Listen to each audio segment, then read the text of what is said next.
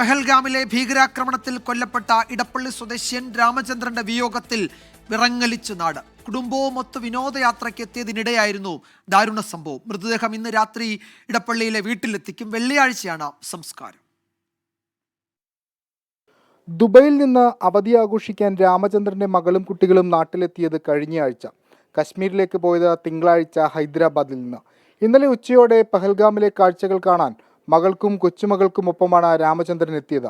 ഒടുവിൽ മകളുടെ മുന്നിൽ വെച്ച് തന്നെ 67കാരന് നേരെ ഭീകരർ നിറയൊഴിച്ചു. കശ്മീരിൽ നടന്ന ഭീകരാക്രമണത്തിൽ നീലാഞ്ജനം മങ്ങാട്ടുവീട്ടിൽ എൻ രാമചന്ദ്രൻ മരിച്ചെന്ന വാർത്ത വലിയ ഞെട്ടലോടെയാണ് പ്രദേശവാസികൾ കേട്ടത്.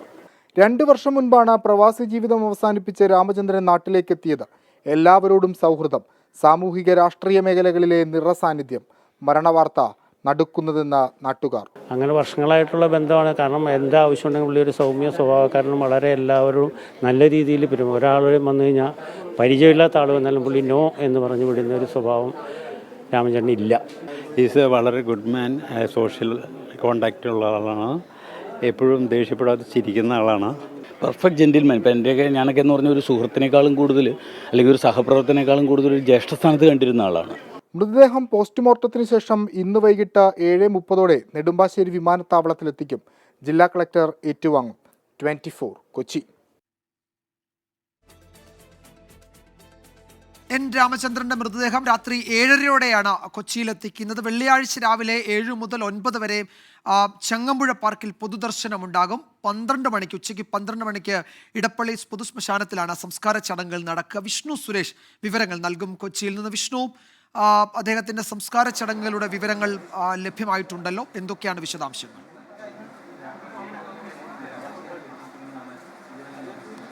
വിജയകുമാർ, ഇതുവരെ ലഭിക്കുന്ന വിവരമനുസരിച്ച് ഇന്ന് വൈകിട്ട് 7 മണിയോടുകൂടി നെടുമ്പാശ്ശേരി വിമാനത്താവളത്തിൽ മൃതദേഹം എത്തിക്കും. അദ്ദേഹത്തോടൊപ്പം പോയിട്ടുള്ള കുടുംബാംഗങ്ങൾ മൃതദേഹത്തെ അനുഗമിക്കും. അതിനുശേഷം അവിടെ വെച്ച് ജില്ലാ കളക്ടറായിരിക്കും മൃതദേഹം ഏറ്റുവാങ്ങുക. പിന്നാലെ നേരത്തെ വീട്ടിലേക്ക് എത്തിക്കാനാണ് തീരുമാനിച്ചിരുന്നത്. പക്ഷേ പ്രത്യേക സാഹചര്യമൊക്കെ കണക്കിലെടുത്ത ആശുപത്രി മോർച്ചറിയിലേക്ക് മാറ്റാണ് തീരുമാനിച്ചിരിക്കുന്നത്. അദ്ദേഹത്തിൻ്റെ സഹോദരൻ അമേരിക്കയിൽ നിന്ന് എത്താനുണ്ട്. അദ്ദേഹം നാളെ രാത്രിയോടുകൂടിയാണ് എത്തുക. അപ്പോൾ നാളെയും പൂർണ്ണമായും മൃതദേഹം മോർച്ചറിയിൽ വെക്കും. അതിനുശേഷം വെള്ളിയാഴ്ച രാവിലെ 7 മുതൽ 9 മണിവരെ ചങ്ങമ്പുഴ പാർക്കിൽ പൊതുദർശനത്തിന് സമയം ഉണ്ട്. അതിനുശേഷം വീണ്ടും വീട്ടിലെത്തിച്ച് 12 മണിയോടുകൂടി ഇടപ്പള്ളി പൊതുശ്മശാനത്തിൽ സംസ്കാര ചടങ്ങുകൾ നടക്കുമെന്നാണ് ഇതുവരെ ലഭ്യമായിട്ടുള്ള വിവരം. തിങ്കളാഴ്ചയാണ് അദ്ദേഹം ഈ വീട്ടിൽ നിന്ന് കുടുംബാംഗങ്ങളോടൊപ്പം ഹൈദരാബാദിലേക്കും പിന്നീട് അവിടെ നിന്ന് കശ്മീരിലേക്കും പോയത്.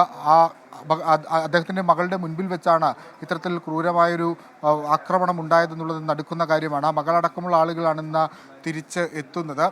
വിശദമായ വിവരങ്ങൾ അതുമായി ബന്ധപ്പെട്ട് എന്താണ് സംഭവിച്ചതെന്നുള്ള കാര്യങ്ങളിലൊക്കെ ഒരുപക്ഷെ കുടുംബത്തിൻ്റെ പ്രതികരണം ഉണ്ടാകുമെന്ന് നമ്മൾ പ്രതീക്ഷിക്കുകയും ചെയ്തിരുന്നു. കൊച്ചുമക്കളടക്കമുള്ള ആളുകൾ നോക്കി നിൽക്കുകയാണ് അദ്ദേഹത്തിൻ്റെ നെഞ്ചിലേക്ക് നിറയൊഴിച്ചത്.